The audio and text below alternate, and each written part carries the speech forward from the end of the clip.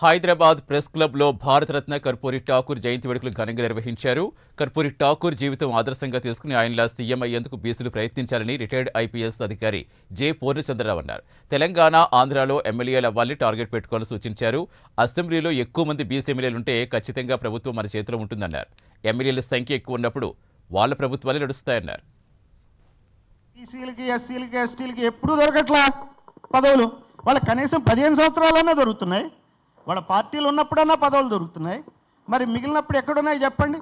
ఏ రకమైనటువంటి అధికారాలు దొరకకుండా అలా పడిపోయి ఉంటున్నారు బీసీలు. ఈ చైతన్యం క్రమక్రమంగా బీసీల్లో వస్తుంది. ఈరోజు చాలామంది రిటైర్డ్ బీసీ ఉద్యోగులు ఉన్నారు. ఉత్తినే రాలా, వాళ్ళంతా గత 30-40 సంవత్సరాలుగా.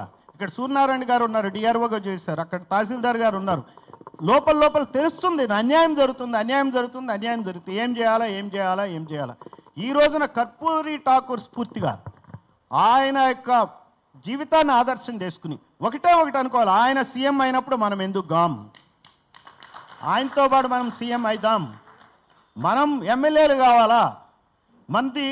మనం ఈ రోజున టార్గెట్ తెలంగాణలో, ఆంధ్రాలో కానీ ఎమ్మెల్యేలు అవ్వాలనే టార్గెట్ పెట్టుకోవాలి. ఫస్ట్ అసెంబ్లీలో ఎక్కువ మంది బీసీ ఎమ్మెల్యేలు ఉంటే ఖచ్చితంగా ప్రభుత్వం మన చేతిలో ఉంటుంది. అది ఎవరైనా కావచ్చు.